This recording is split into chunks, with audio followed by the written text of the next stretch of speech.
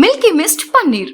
ஏன் இவ்வளோ தண்ணி ஊருக்குள்ள வந்துருதுன்னா அதற்கு முக்கிய காரணம் ஏரிகள் தூர்வாரப்படவில்லை, வரத்துக்காகவும் வடிகாலும் தூர்வாரப்படவில்லை, தூர்ந்து விட்டனர், ஆக்கிரமிப்புகள் இருக்கிறது.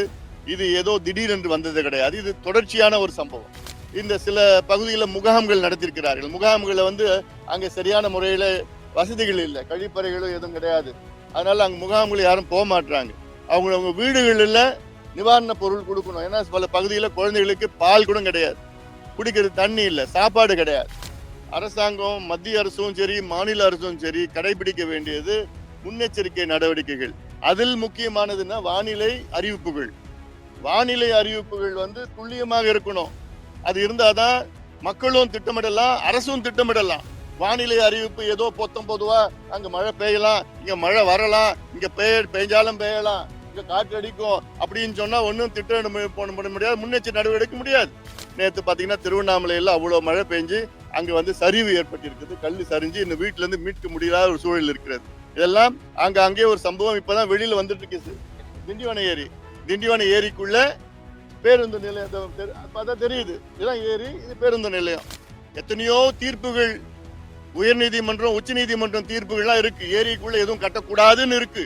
ஆனாலும் அதை மீறி இந்த அரசியல்வாதிகள் அழுத்தத்தின் காரணத்தால இங்க புதிய பேருந்து நிலையத்தை இங்க ஏரிக்குள்ள கட்டி இன்னைக்கு தண்ணி உள்ள ஏரி பேருந்து நிலையம் கட்டிட்டு இருக்காங்க, அதுக்குள்ள தண்ணி உள்ள போயிருக்கு.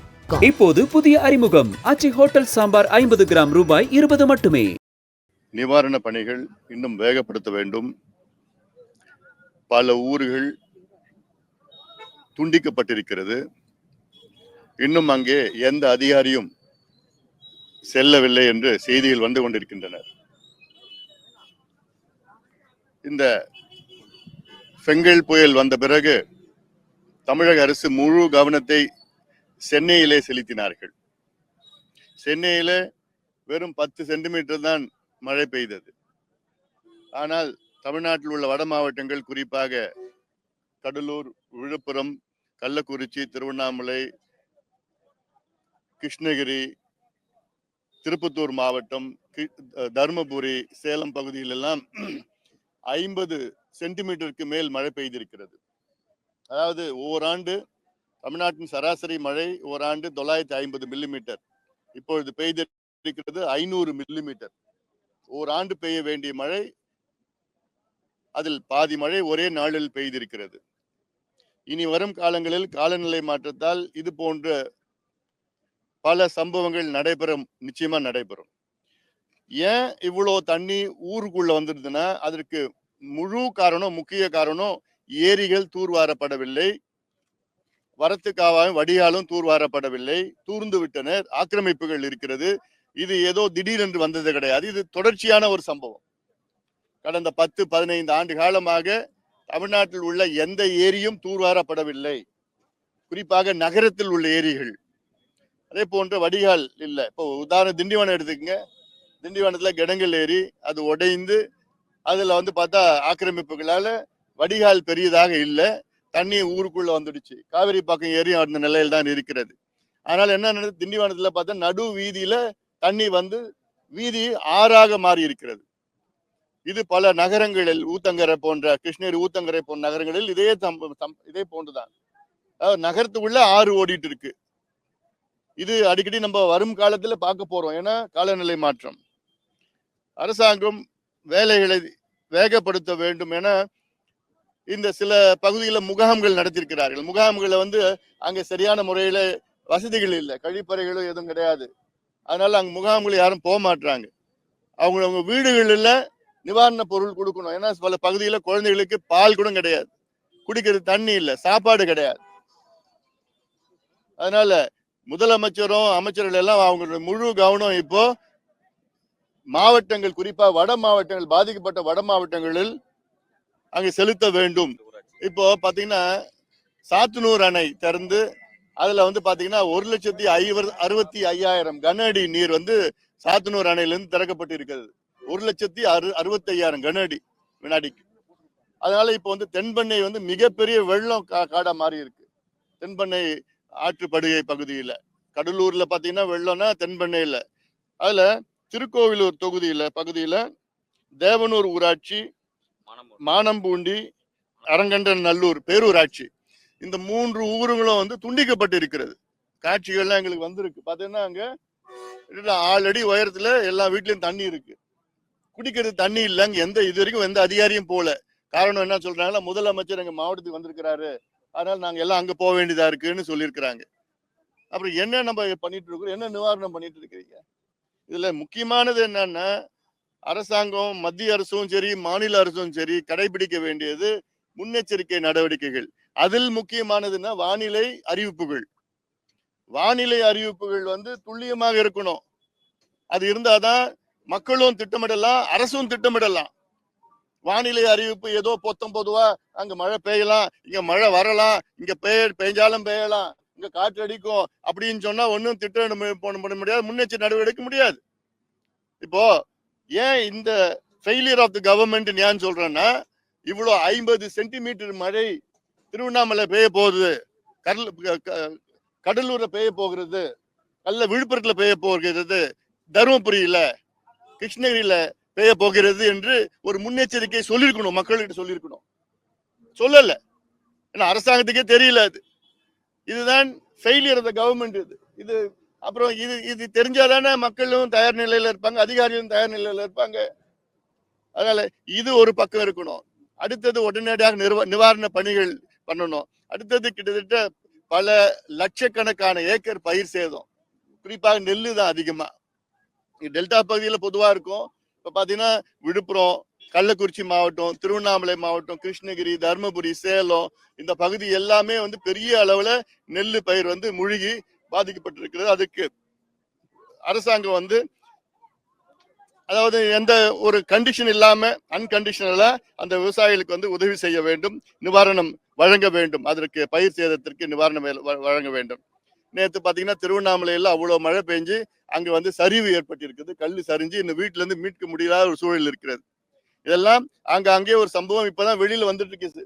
வெளியில வராத எவ்வளவு சம்பவங்கள் இருக்கிறது. அதனால முதலமைச்சரும் அமைச்சர்களும் வேகமாக செயல்பட வேண்டும். இதெல்லாம் இந்த மீட்பு பணிகள் எல்லாம் அதை கண்காணித்து அதற்கு ஏற்ப நடவடிக்கைகள் ஈடுபட வேண்டும். ஏன்னா மீண்டும் மீண்டும் நான் சொல்லிட்டு இருக்கேன், இவங்க கத்துக்க போறது கிடையாது. கடந்த புயல் இந்த வெள்ளத்தப்போ நான் எத்தனையோ முறை சொல்லியிருக்கிறேன். நான் அதுல வந்து மழை வரத்துக்கு முன்னாடியே தூர் வாரணும், தூர்ந்து போறதெல்லாம் வந்து தூர் வாரணும்னு சொல்லி தூர் வாரத்துல எதுவுங்களை கணக்குல மட்டும் காமிச்சு ஆயிரக்கணக்கான கோடி ரூபாய் வந்து கடந்த 10 ஆண்டுகள் கணக்கு மட்டும் காமிச்சிருக்கிறாங்க. எல்லாம் கொள்ளடிச்சிட்டு இருக்கிறாங்க.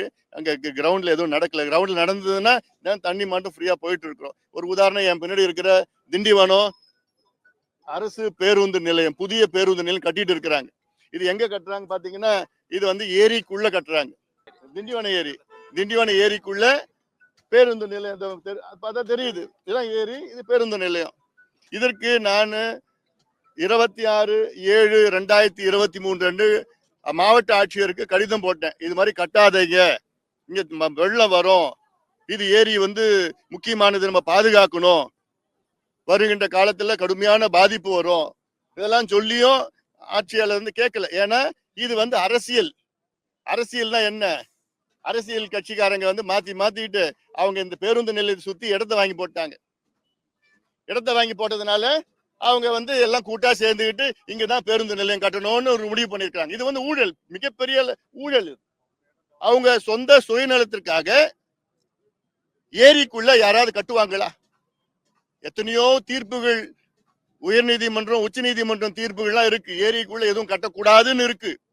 ஆனாலும் அதை மீறி இந்த அரசியல்வாதிகள் அழுத்தத்தின் காரணத்தால இங்க புதிய பேருந்து நிலையத்தை இங்க ஏரிக்குள்ள கட்டி இன்னைக்கு தண்ணி உள்ள பேருந்து நிலையம் இன்னும் கட்டிட்டு இருக்காங்க. அதுக்குள்ள தண்ணி உள்ள போயிருக்கு.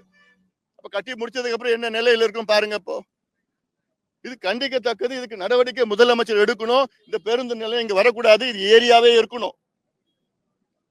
இதே போன்ற ஏரிகளை தூர்ந்து வழித்தடங்கள் எல்லாம் தூர்ந்த காரணத்தால் தான் தண்ணி எல்லாம் ஊருக்குள்ள வந்துவிட்டு வீடு உடைமைகள் எல்லாம் அடிச்சுட்டு போறது. இப்போ திண்டிவனம் நகரத்துல பார்த்தா பல பகுதிகள் வந்து மூழ்கி இருக்குது தண்ணியில, வீடுகள் எல்லாம் நாசமாயிட்டு, பொருள் எல்லாம் சேதமாயிட்டு இருக்குது. இது இப்ப பஸ் ஸ்டாண்டு, அங்க கலெக்டர் ஆபீஸ் எல்லாமே அங்க ஏரியில இருக்கு. அது எல்லாமே 5 அடி தண்ணியில இருக்கு. விழுப்புரத்துல இருக்கு. திருவள்ளூர் கலெக்டர் ஆபீஸ் ஏரியில தான் கட்டியிருக்கிறாங்க. சரி, இப்ப எல்லாமே ஏரியில கட்டுறதுலாம் வந்து என்ன பொறுத்த வரைக்கும் அது வந்து பைத்தியக்காரத்தனம். ஏரிக்குள்ள கட்டுறது பைத்தியக்காரத்தனம். ஆனாலும் அதை நடைமுறைப்படுத்திட்டு தான் இருக்கிறாங்க இன்னும். அது இதுக்கு மேல என்ன வார்த்தையில சொல்றதுன்னு தெரியல எனக்கு. ஏன்னா எங்களை ஆதங்கத்தோட நான் சொல்லிட்டு இருக்கிறேன் நான். இது செய்யாதீங்கன்னு தொடர்ந்து சொல்லிட்டு வரோம். காலநிலை மாற்றம், பருவநிலை மாற்றத்தினால நமக்கு இப்போ வெள்ளம் வரும், அதுக்கப்புறம் வறட்சி இருக்கும். வறட்சி காலத்திலயும் நமக்கு அந்த ஏரி வேணும். இருக்கிற தண்ணி எல்லாம் சேகரிச்சு நிலத்தடி நீர்லாம் உயர்த்தணும். இதெல்லாம் எவ்வளவு பிரச்சனை எல்லாம் இருக்கு. அதனால இதை முதலமைச்சர் அவர்கள் சிறப்பு கவனம் செலுத்தணும். இந்த வட மாவட்டங்கள் மிகப்பெரிய அளவுல பாதிக்கப்பட்டிருக்கிறது. ஒன்று, உடனடியாக குழந்தைகளுக்கு பால் கொடுக்கணும், மக்களுக்கு குடிநீர் வழங்க வேண்டும். துண்டிக்கப்பட்ட கிராமங்கள் எல்லாம் அங்க போய் அதிகாரிகள் போய் அவங்க மீட்டெடுக்க வேண்டும். அடுத்தது வந்து அவங்களுக்கு உணவு கொடுக்க வேண்டும். அது இல்லாமல் அவங்களுக்கு நிவாரணம் கொடுக்க வேண்டும். உடனடி நிவாரணம், அதுக்கு பிறகு அடுத்தது பயிர் சேதத்திற்கு அதற்கு முழுமையான நிவாரணம் வந்து முதலமைச்சரும் தமிழக அரசும் அதை வழங்க வேண்டும் என்று கேட்டுக்கொள்கின்றேன். அதாவது ஒரு ஏக்கருக்கு வந்து 40,000 ரூபாய், நெல்லு பயிருக்கு வந்து ஒரு ஏக்கருக்கு 40,000 ரூபாய் கொடுக்கணும். அதே போன்ற வாழைனா 1 லட்சம் ரூபாய் கொடுக்கணும், ஒரு ஏக்கருக்கு கொடுக்கணும். அதுல இது வந்து அடிப்படை நிவாரணம். இதுல வந்து விவசாயத்துறை அமைச்சர் சொல்லியிருக்கிறார், 30% மேல பாதிப்புனா நாங்க முழுமையா கொடுத்துருவோம்னு சொல்லியிருக்கிறார். ஆனா கொடுப்பாங்களே இல்லைன்னு தெரியல. அவங்க சொல்றதுலாம் என்ன, நாங்க மத்திய அரசை கேட்டு இருக்கிறோம், மத்திய அரசு கொடுத்தா நாங்க கொடுப்போம்னு சொல்லியிருக்கிறோம். மத்திய அரசு கேட்டு மத்திய அரசு எப்ப கொடுப்பாங்க, இவங்க எப்ப மக்களுக்கு கொடுக்க போறாங்க?